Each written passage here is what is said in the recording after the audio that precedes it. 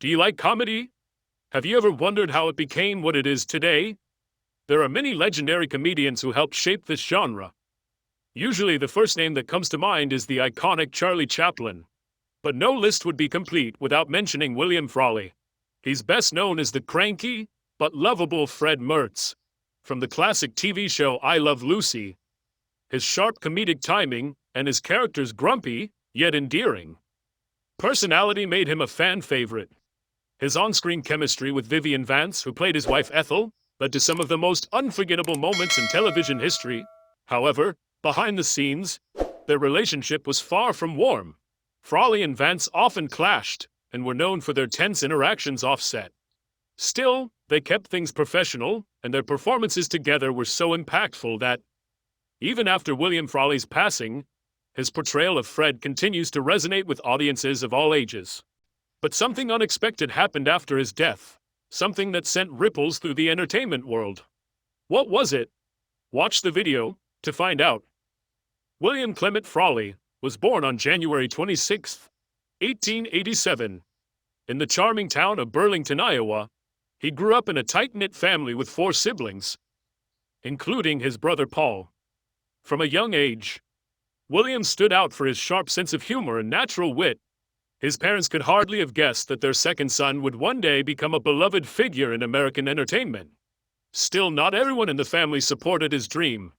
One of his parents was particularly against his chosen path. William attended Burlington High School, though he wasn't especially known for academic excellence.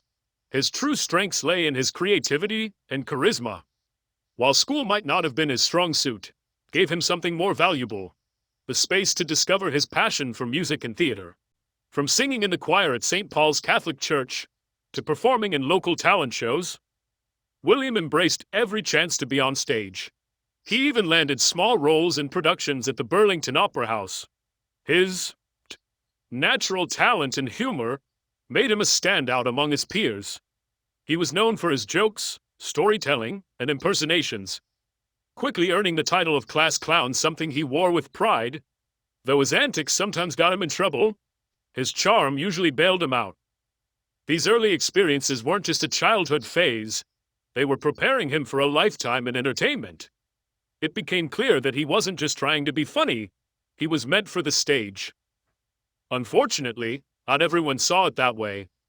His mother, a deeply religious woman, disapproved of his dreams of becoming a performer, but William didn't let that stop him. He pushed forward undeterred, ready to take the next step toward the spotlight as he continued to entertain people in his town. William graduated from high school but didn't immediately dive into show business. Wanting to please his mother, he took on various jobs. He worked as a stenographer for the Union Pacific Railroad in Omaha, Nebraska, later becoming a court reporter in Chicago, and even trying his hand as an insurance salesman. Still, the pull of the stage was too strong to ignore. William realized he only truly felt alive when he was performing. So, despite his mother's disapproval, he returned to his dream and began developing a comedy musical. Taking another bold step, William formed a vaudeville act with his younger brother Paul in 1889. The two were ready to take on the entertainment world, but their mother quickly put a stop to the act. At her request, Paul returned home to Iowa, though not for long. Like William, Paul had been bitten by the showbiz bug and would eventually return to the stage. William was stunned by his brother's sudden departure, but he didn't let it derail him. He wrote a script titled Fun in a vaudeville agency, which he sold for over $500. Encouraged by this early success, he packed up and moved to Denver to pursue his passion full-time in Denver. William met Franz Rath, a gifted musician and composer. Their chance meeting sparked a fruitful collaboration that would elevate both their careers. They began performing together at local cafes, charming audiences with their humorous musical duets. The act, which they dubbed A Man, a Piano, and a Nut, quickly gained popularity due to their undeniable chemistry. Their performances evolved from small cafes to larger vaudeville venues and theaters. The blend of humor and music won over crowds, moving them from Denver to San Francisco. Their song My Wild Irish Rose gained attention, showcasing their knack for catchy melodies and heartfelt lyrics. one of William's most memorable compositions. My Melancholy Baby, released in 1912, would go on to be recorded by musical legends like Ella Fitzgerald and Barbra Streisand. William's career was clearly on the rise. In 1914, he married Edna Louise Bloed, a fellow vaudeville performer. Together, they created an act called Frawley and Louise, performing across the country. Critics praised their blend of light comedy, singing, dancing, and clever banter. However, their marriage lacked the harmony of their stage performances. William's ambition to grow as an entertainer pushed him to explore new avenues, including silent films. In 1916, he acted in 5 of them, though he ultimately preferred the live energy of the stage, at least for a time. This reluctance toward film would later change and lead to one of the most important decisions of his career. Despite his marriage, it was the stage, not his wife, that William remained truly committed to. In 1921, he and Edna separated. Rumors pointed to his volatile temper and growing drinking problem as likely causes for the split. Still, William kept moving forward, reuniting with his brother Paul, now performing on Broadway in New York City. William quickly made a name for himself on Broadway, winning audiences with his charismatic performances. His debut was in the play Mary Mary in 1925, but his behavior behind the scenes was far from charming. Known for being combative and moody, his worsening drinking problem began affecting his work. In 1928, during a performance of That's My Baby, William punched fellow actor Clifton Webb in the nose. The producers fired him immediately, but despite his reputation, William's talent kept doors open. He proved his range as an actor in 1932 with his first dramatic role in the original production of 20th Century by Ben Hecht and Charles MacArthur, playing the role of press agent Owen O'Malley. This performance marked a turning point, showcasing a different side of his abilities. By 1933, William turned his full attention to film. He started with small parts in short comedies and appeared in the musical Moonlight and Pretzels, produced by Universal Studios. He enjoyed the transition to cinema and made the pivotal decision to move to Los Angeles, setting the stage literally and figuratively for the most iconic chapter of his career. After moving to Hollywood, William Frawley signed a 7-year contract with Paramount Pictures. He quickly began landing roles in a series of films and gained attention for his performance in the musical comedy Strike Me Pink, where he played a wisecracking sidekick. His sharp comedic timing and natural talent for singing made him stand out as a rising star. He followed that success with Something to Sing About in 1937, further proving his versatility as a performer. Despite these triumphs, Frawley faced setbacks. He struggled to secure consistent roles and was often cast in minor parts. Still, he used this period to refine his skills and explore different genres. His hard work paid off with standout performances in Double or Nothing 1937 and Blossoms in the Dust 1941. Though he had a temper and battled alcoholism, his determination kept him moving forward. As the 1940s and 1950s approached, Frawley was ready for more opportunities, but Hollywood wasn't so sure. At 65 years old, he was considered too old and too heavy for leading roles. Many in the industry thought his career was over, but Frawley didn't give up. He heard that Desi Arnaz and Lucille Ball were casting for a new television sitcom called I Love Lucy.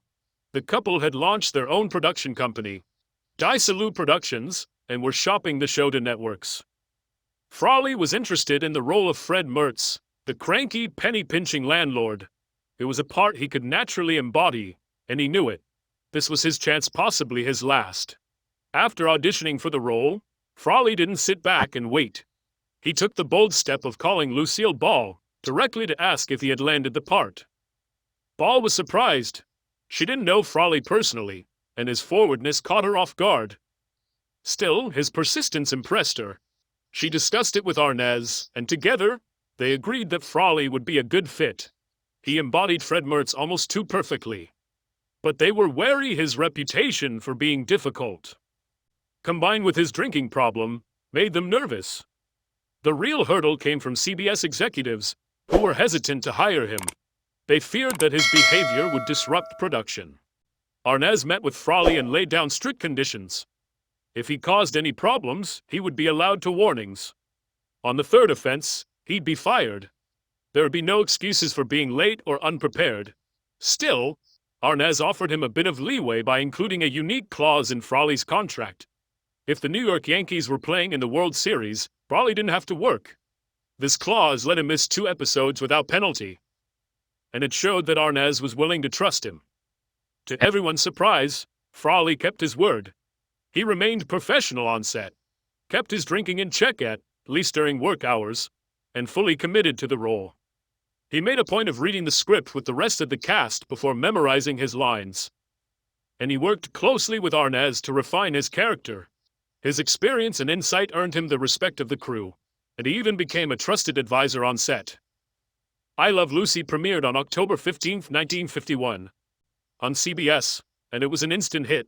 The chemistry among the cast was electric. Frawley was outstanding as Fred Mertz, delivering his lines with a perfect mix of irritation and charm. His grumbling, penny-pinching character was the perfect counterbalance to Lucille Ball's unpredictable Lucy Ricardo. His on-screen wife, Ethel Mertz, was played by Vivian Vance, and their dynamic created some of the most iconic moments in early television history. On set, Frawley was known for his sharp tongue and quick wit. He often improvised lines and made the cast laugh during rehearsals. He and Lucille Ball developed a warm friendship and shared a mutual respect. But things between Frawley and Vance were a different story. The tension between them off-screen was very real. They simply didn't like each other, and that's putting it mildly. Frawley reportedly once said he'd dance on her grave, and Vance wasn't much kinder in return. Yet despite their personal dislike, their on-screen chemistry was undeniable, and their performances together helped define the success of I Love Lucy. Frawley once said about Vivian Vance, "She's one of the finest girls to come out of Kansas, but I often wish she'd go back there." It was a sharp jab that captured the tension between them. But what led to this bitterness? Vance reportedly hated playing William Frawley's wife on I Love Lucy because he was 22 years older than her, and she wasn't shy about voicing her frustrations. One day, Frawley overheard her complaints. He took it personally and never forgave her. From that moment on, their off-screen relationship was cold and combative. The hostility between them didn't go unnoticed, but in a strange twist, it made their on-screen dynamic more convincing. The friction added a layer of authenticity to their characters' constant bickering, helping to make Fred and Ethel Mertz one of television's most iconic couples. Despite their personal differences, both were consummate professionals. Their performances were always top-notch, and their chemistry helped I Love Lucy become a legendary show. Frawley's portrayal of Fred Mertz earned him 5 Emmy nominations and cemented his place in American television history. In recognition of his contributions to the entertainment industry, William Frawley was honored with a star on the Hollywood Walk of Fame at 6322 Hollywood Boulevard on February 8, 1960. From nearly being forgotten, he had made an incredible comeback. Following the success of I Love Lucy, Frawley joined the cast of another sitcom, My Three Sons, where he played Michael Francis, the live-in grandfather and housekeeper.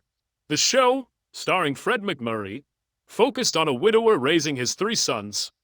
While Frawley appreciated the role, he didn't enjoy working on My Three Sons as much as he had on I Love Lucy.